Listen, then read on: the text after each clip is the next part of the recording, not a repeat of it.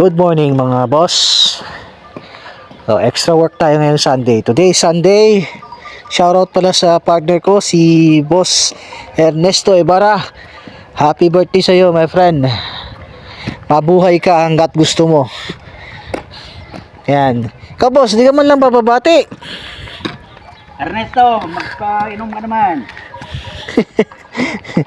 Inom ng soft drinks po yun, hindi po alak.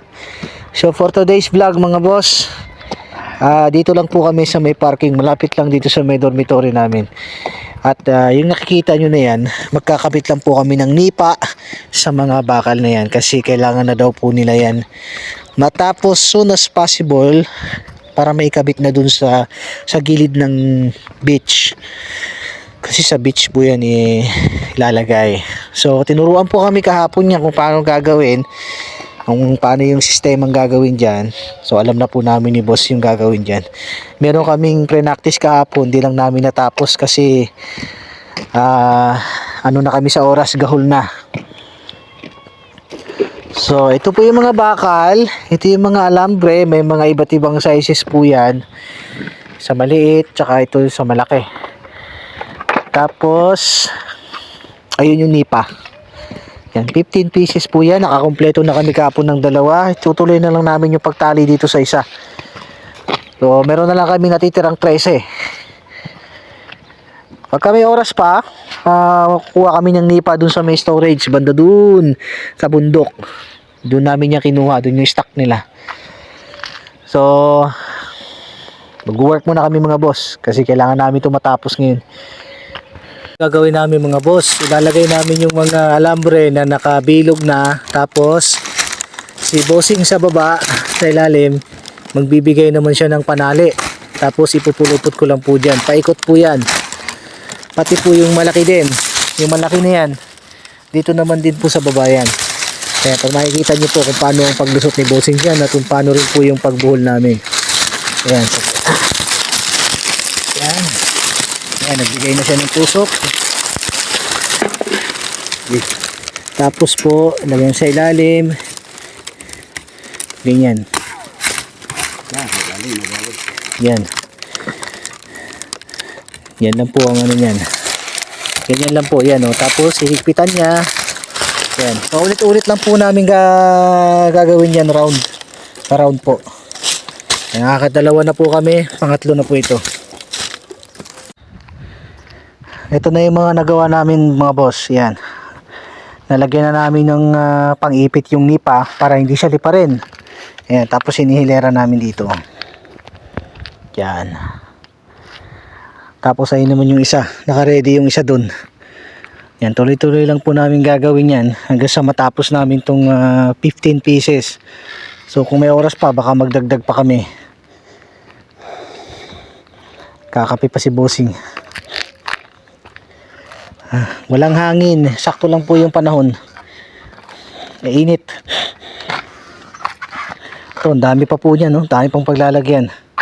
Lahat po yan, puro sa mga swimming pool. Maliban pa po yung sa beach banda. Tapos meron din po silang floating bridge. Nandun, naka-standby lang. So, continue muna kami sa gagawin namin mga boss. Ito na po yung total na nagagawa namin yan mga boss. Ayan. Ito po. So sumatotal po yan lahat. Base sa supervisor namin, 64 pieces po yan kasama na yan. So yan, tinatanggal po ni bossing yung plastic niya. Ipapakita ko sa inyo kung paano niya ginagawa yan.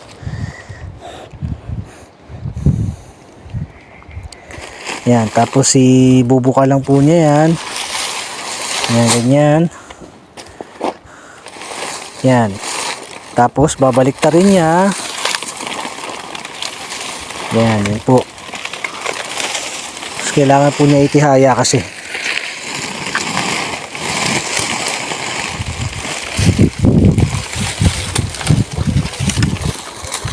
Yan. Tapos aapakan lang po niya yan para diretso. Yan. Yan, spread lang.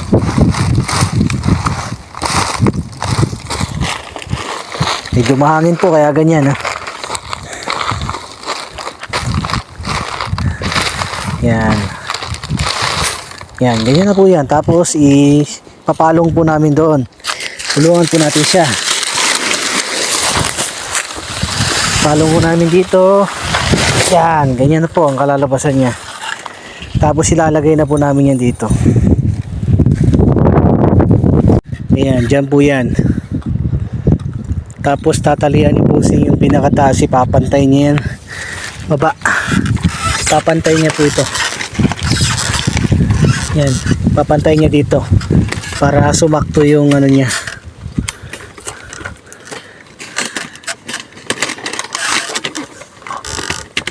Hina, yan.